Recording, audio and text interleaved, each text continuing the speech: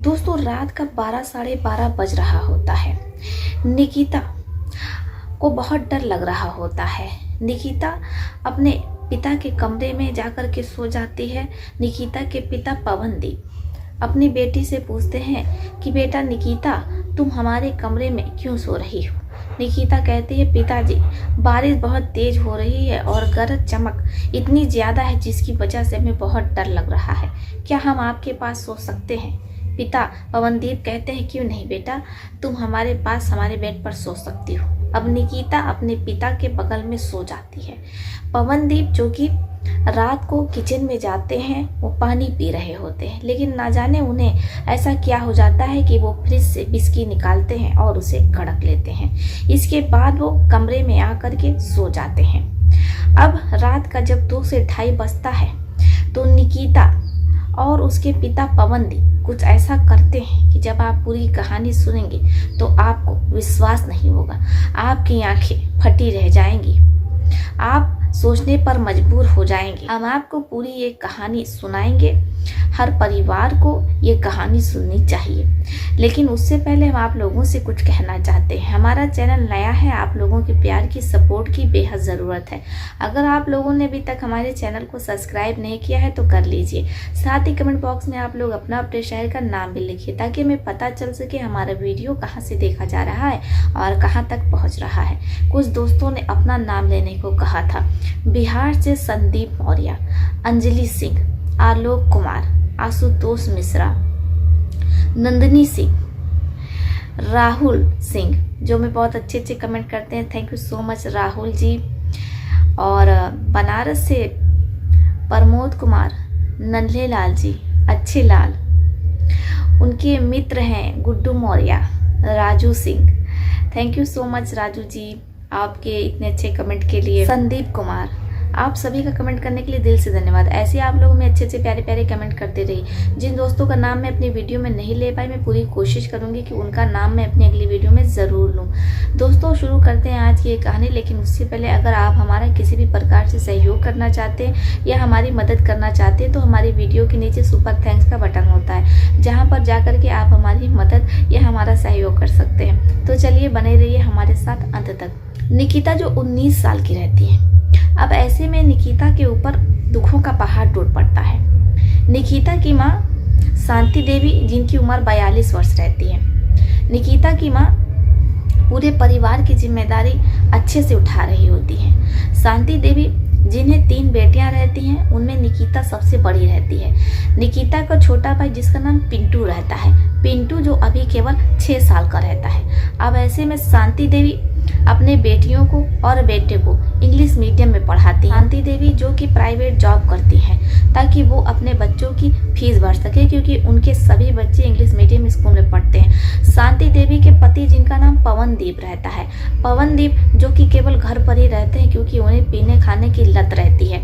अब ऐसे में वो कोई काम काज नहीं करते हैं। पूरी जिम्मेदारी जो घर की होती है वो शांति देवी पर होती है। शांति देवी जो अपनी जिम्मेदारियों को बखूबी निभा रही होती हैं। उनके घर में, परिवार में किसी भी चीज़ की कोई कमी नहीं रहती है। सभी बच्चे इंग्लिश मीडियम स्कूल में पढ़ रहे होते हैं, अच्छा खा रहे होते हैं, अच्छा पहन रहे होते हैं। लेकिन कहते हैं कि अनहोनी को कौन टाल सकता है, ऐसे ही कुछ शांति देवी के साथ होता है। शांति देवी सुबह 7:30 बजे स्कूल में प्राइवेट बस से जा रही होती हैं। अब जैसे ही वो बस से उतरती हैं तो अचानक एक ट्रक आ जाता है और उस ट्रक के नीचे शांति देवी आ जाती हैं, जिसकी वजह से उनका बुरे तरीके से एक्सीडेंट हो जाता है। आसपास भीड़ जमा हो जाती है, लेकिन लोग सिर्फ तमाशाई बने वीडियो बना रहे होते हैं। शांति देवी डर से कड़हा रही होती हैं, लेकिन कोई भी उन्हें अस्पताल ले जाने की जहमत नहीं करता है। अब ऐसे में शांति देवी, जिनका बहुत ज्यादा खून बह जाता है, उस भीड़ में एक ऐसा व्यक्ति भी रहता है जो शांति देवी को उठा करके ऑटो रिक्शा में लेकर के सिटी हॉस्पिटल जाता है। अब जैसे शांति देवी हॉस्पिटल पहुंचती हैं तो डॉक्टर इलाज शुरू कर देते हैं। डॉक्टर उस व्यक्ति से कहते हैं कि हमें तुरंत 2.5 लाख रुपए की जरूरत पड़ेगी, क्योंकि शांति देवी का ऑपरेशन करना होगा। इसके बाद वो भला व्यक्ति 2.5 लाख रुपए अपने अकाउंट से शांति देवी के इलाज के लिए डॉक्टर को जमा कर देता है, यानी कि डॉक्टर की फीस वो उन्हें दे देता है। अब इधर शांति शांति देवी का वो मोबाइल चेक करता है, मोबाइल खोजता है, लेकिन शांति देवी का कहीं भी मोबाइल नहीं मिल पा रहा होता है। अब उस व्यक्ति को कुछ समझ में नहीं आता है कि शांति देवी के परिवार को सूचित करे तो कैसे करे। अब ऐसे में वो बहुत कोशिश करता है कि शांति देवी के परिवार को सूचित कर सके, लेकिन शांति देवी के परिवार को सूचित कर पाना इतना आसान नहीं रहता है। अब इधर शांति देवी एक हफ्ते से सिटी हॉस्पिटल में रहती हैं। इधर परिवार का भी रो रो करके बुरा हाल रहता है, क्योंकि शांति देवी जो एक हफ्ते से घर पर नहीं पहुंची रहती हैं।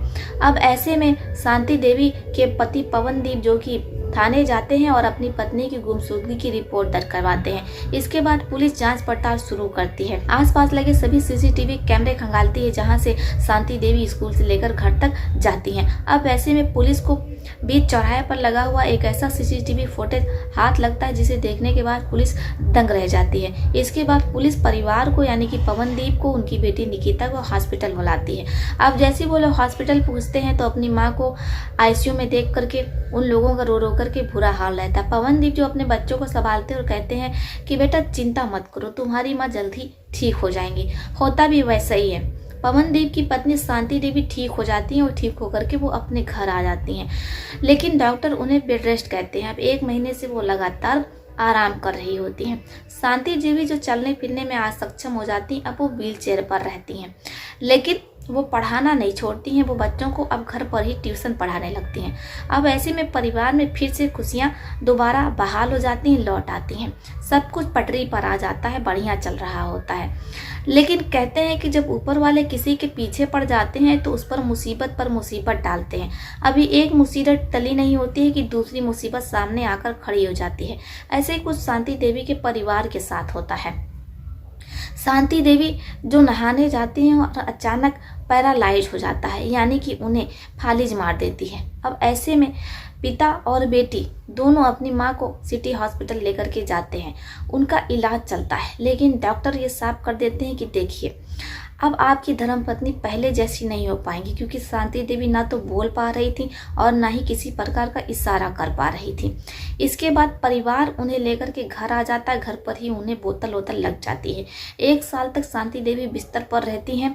इसके बाद वो सुबह 6:30 बजे दम तोड़ देती है। अब जैसे पवनदीप, उनकी बेटी निकिता, बाकी बच्चों को ये पता लगता है कि उनकी माँ ये दुनिया छोड़ करके चली गई, उन पर दुखों का पहाड़ टूट पड़ता है। निकिता के मामा और मामी आते हैं, वही लोग अब घर की देखरेख कर रहे होते हैं। अब शांति देवी का क्रियाक्रम होता है, उनकी अंतिम विदाई होती है और उनकी चिता को मुख अग्नि उनकी बेटी देती है, यानी कि निकिता देती है, क्योंकि जो बेटा रहता भी बहुत छोटा रहता है। ऐसे में निकिता ही बेटा होने का फर्ज निभाती है।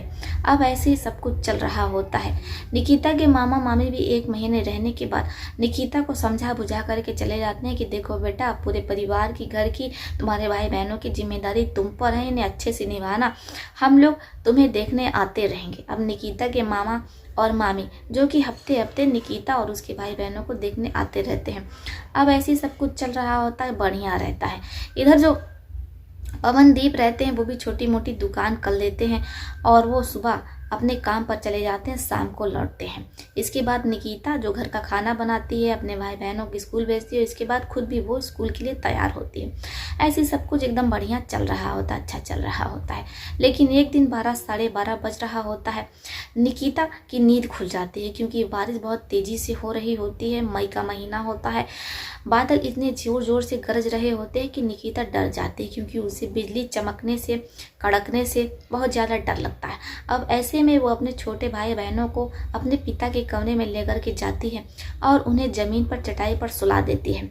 इसके बाद वो अपने पिता के बेड पर सो जाती है। जब पिता ये देखते हैं तो वो पूछते हैं कि बेटा निकिता, क्या बात है, तुम अपने कमरे से हमारे बेड पर क्यों चली आई हो? निकिता कहती है कि पापा, हमें बहुत डर लग रही थी, क्योंकि बिजली बहुत तेज़ से कड़क रही है।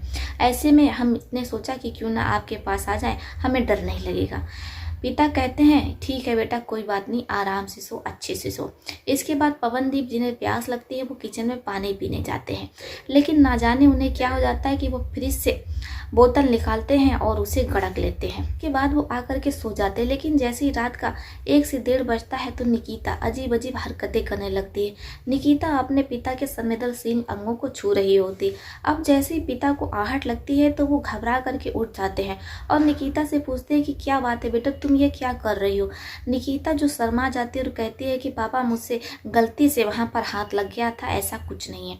इसके बाद पिता जो सो जाते हैं अपनी बेटी को समझाते हुए, लेकिन निकिता दोबारा से वही काम करती है। इसके बाद जो पिता रहते हैं वो भी उत्तेजित हो जाते हैं, क्योंकि पवनदीप जिनकी पत्नी का देहांत हो चुका था 1 साल पहले ही, और वो 1 साल से शादी करने के लिए कह रहे थे दूसरी, लेकिन निकिता और निकिता के जो मामा मामी रहते हैं वो कहते हैं कि नहीं, अगर आप दूसरी शादी कर लेंगे तो ऐसे में सौतेली माँ आएगी, वो बच्चों को परेशान करेगी, उन्हें मारेगी पीटेगी, इसलिए आप जब तक हम लोग जीवित हैं निकिता के मामा मामी तब तक तो शादी नहीं कर सकते हैं। अब ऐसे में निकिता के पिता भी परेशान रहते हैं, क्योंकि उन्हें पत्नी सुख नहीं मिल पा रहा होता है। ऐसे में वो खुद को रोक नहीं पाते हैं। इसके बाद वो निकिता के शरीर से एक एक करके पूरे कपड़े निकाल करके फेंक देते हैं। निकिता भी जो पूरा उनका सहयोग करती है और वो तरह तरह की आवाज़ें निकालने लगती है, आहें भरने लगती है।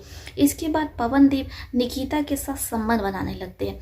निकिता जिसके लिए सब कुछ बिल्कुल नया रहता है, वो पूरा आनंद ले रही होती है, मजे ले रही होती है। इसके बाद पवनदीप का जैसे जैसे मन करता है वो उस पोजीशन में निकिता के साथ संबंध बनाते हैं। ऐसी सुबह हो जाती है, लेकिन जब सुबह होती है दोनों का नशा उतरता है तो दोनों एक दूसरे से नजरें नहीं मिला पाते हैं और खुद को कोस रहे होते हैं कि उन्होंने अपने पिता से और पिता ने अपनी बेटी के साथ ही इतना गलत काम कर दिया। दोनों एक दूसरे से बात नहीं करते हैं। इसके बाद निकिता अपने पिता से बिना कुछ पूछे उन्हें नाश्ता देती है, अपने भाई बहनों को तैयार करती है। इसके बाद वो स्कूल चली जाती है। यहाँ तक तो सब कुछ ठीक रहता है, लेकिन इसके बाद निकिता का ये रोज का हो गया था। वो कोई ना कोई बहाना करके रोज अपने पिता के कमरे में जाती और उनके बेड पर सो जाती और फिर से वही सब हरकतें करती, यानी कि उनके निजी अंगों को छूती। अब ऐसे में पिता खुद को रोक नहीं पाते और फिर वो वही सब करते जो कि निकिता चाहती है। अब ऐसे ही सब कुछ चल रहा होता है, लेकिन जब ये बात निकिता के मामा मामी को पता चलती है तो वो लोग दौड़े भागे निकिता के घर पर पहुंचते हैं, क्योंकि निकिता की छोटी बहन रिंकू जो कि अपने मामा मामी को फोन करके पूरी बात बता देती है। निकिता और पवनदीप जब रात में एक दूसरे के साथ संबंध बनाते तो वो तरह तरह की आवाजें निकालते। ऐसे में निकिता यानी कि पवनदीप की छोटी बेटी रिंकू जिसकी नींद खुल जाती है जब वो अपनी आंखों के सामने 2 लोगों को एकदम बिना कपड़ों का देखती है, निवस्त्र नग्न अवस्था में, तो उसे अपनी आंखों पर विश्वास नहीं होता है, उसके तोते उड़ जाते हैं। अब ऐसे में उसे कुछ समझ में नहीं आता है, लेकिन वो इतना तो जान रही होती है कि जो कुछ भी हो रहा है वो गलत हो रहा है और ये जो कुछ भी हो रहा है वो पति पत्नी एक दूसरे से बंद कमरे में करते हैं, ना कि पिता और बेटी। अब ऐसे में जब रिंकू को ये लगता है कि उसके घर में परिवार में गलत हो रहा है और उसकी बड़ी बहन गलत दिशा में जा चुकी है, तो वो पूरी बात अपने मामा और मामी को बता देती। जब मामा मामी आते हैं पहले तो वो निकिता की अच्छे से धुलाई करते हैं निकिता से। इसके बाद वो पूछताछ करते हैं कि उसने ऐसा क्यों किया। निकिता जो लगातार रोई जा रही थी अपने मामा मामी से कुछ नहीं बताती है। मामा मामी कहते कि क्या पवनदीप ने तुम्हें फोर्स किया था, क्या पवनदीप ने तुम्हारे साथ जोर जबरदस्ती की है, क्या पवनदीप ने तुम्हारे साथ गलत किया है, लेकिन निकिता जो कुछ भी नहीं बोल रही होती। इसके बाद मामा मामी कहते हैं कि देखो बेटा निकिता, डरने की ज़रूरत नहीं है, तुम्हारी माँ नहीं है तो क्या हुआ, हम लोग तुम्हारे साथ खड़े हैं, अब तुम लोगों को यहाँ पर नहीं रहना, चलो हमारे साथ चलो। इसके बाद वो लोग निकिता और उसके भाई बहनों को लेकर के अपने घर चले जाते हैं। अब निकिता को यहाँ पर रहते हुए 1 महीने से ज़्यादा हो जाता है। वो अपने मामा मम्मी और ननिहाल में घुल मिल जाती है। इसके बाद निकिता की मामी की एक बड़ी बेटी रहती है जिसका नाम संध्या रहता है। संध्या भी निकिता की ही उम्र की रहती है। अब संध्या निकिता से पूछती है कि निकिता आखिर तुम अपने पापा के साथ ये सब कुछ क्यों करती थी। निकिता जब संध्या को बताना शुरू करती है तो संध्या के होश उड़ जाते हैं। संध्या से कहती है कि देखो संध्या, हम नहीं चाहते थे कि हमारे पापा दूसरी शादी करें और हमारी सौतेली माँ आए। अगर हमारी सौतेली माँ हमारे घर पर आ जाती तो वो हमें मारती पीटती, हमारे भाई बहनों को सताती, उन्हें खाना नहीं देती। इसलिए हम नहीं चाहते थे कि मेरे पिता दूसरी शादी करें, इसलिए हमने अपने पिता के साथ ऐसा किया। जब संध्या यह सुनती है तो उसके होश उड़ जाते हैं। वो कहती है कि नहीं, तुमने जो कुछ भी किया वो बहुत गलत किया। निकिता कहती है कि देखो संध्या, क्या गलत क्या सही हमें नहीं पता, हमें जो उस समय सही लगा हमने वही किया, क्योंकि हमारी दोस्त प्रियंका जो हमारे साथ ही पढ़ती है उसने हमसे कहा था कि देखो निकिता, अगर तुम नहीं चाहती कि तुम्हारे घर पर तुम्हारी सौतेली माँ आए तो तुम वो सब कुछ करो जो तुम्हारे पिता चाहते हैं। तुम्हारे पिता पवनदीप इसलिए शादी करना चाहते हैं ताकि वो अपनी पत्नी के साथ संबंध बना सके। ऐसे में अगर तुम उनके साथ संबंध बनाओगी तो तुम्हारे पिता की ज़रूरतें पूरी होगी और वो कभी भी दूसरी शादी नहीं करेंगे। अब जैसे ही संध्या ये सुनती है तो वो अपने मम्मी को जाकर के पूरी बात बताती है। इसके बाद निकिता के मामा और मामी दोनों ही निकिता को समझाते हैं और उन्होंने ही संध्या से निकिता के मुंह से सच उगलवाने के लिए कहा था, क्योंकि निकिता तो अपने मामा मामी को कभी सच नहीं बताती। संध्या जो उसकी हम उम्र थी, उसने कितनी चतुराई से निकिता के मन में जो दबा हुआ सच था, जो उसकी मजबूरी थी, उसे जान लिया। अब जैसे मामा मामी ये जानते हैं तो उन्हें बहुत दुख होता है और वो निकिता की दोस्त को भी फ़ोन करते हैं और उसे भी समझाते हैं कि देखो बेटा, गलत जानकारी किसी को नहीं देनी चाहिए, गलत बात नहीं बतानी चाहिए। अगर ये बात तुम किसी बड़े से पूछती तो वो तुम्हें कभी भी ये सलाह नहीं देते, इसलिए कोई भी कदम उठाने से पहले अपने बड़ों से पूछो, ना कि अपनी हम उम्र दोस्तों से। ऐसे में उन्हें भी उतनी जानकारी नहीं होती जो तुम्हें सही जानकारी दे सके। इसके बाद निकिता का जो पिता रहता है पवनदीप, उसकी दूसरी शादी होती है।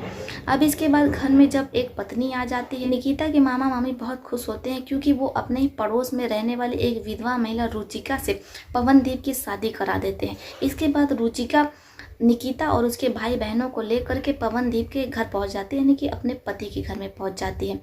अब पूरा परिवार मिलकर के हंसी खुशी रह रहा है। आशा करते हैं दोस्तों कि आपको ये कहानी बेहद पसंद आई होगी। क्या निकिता ने जो किया कि उसकी सौतेली माँ उसके घर पर ना आए, उसके भाई बहनों को उसे ना सताए या उसे वो खाना ना दे, इस डर से निकिता ने जो कुछ भी अपने पिता के साथ किया, कहाँ तक वो सही था? बाकी जो निकिता के पिता पवनदीप ने अपनी बेटी के साथ किया वो बिल्कुल गलत था, क्योंकि निकिता तो सौतेली माँ के डर से अपने पिता के साथ ये सब कुछ कर रही थी, लेकिन उसका पिता तो वासनाओं में अंधा हो चुका था और वो ये भूल गया कि ये उसकी अपनी बेटी है। आपका इस पर क्या सोचना है आप हमें कमेंट बॉक्स में लिख सकते हैं। तो चलिए फिर चलती हूँ, मिलती हूँ आपसे किसी और कहानी में। तब तक के लिए आप अपना और परिवार का ध्यान रखिए। आदाब, सत श्री अकाल, नमस्कार।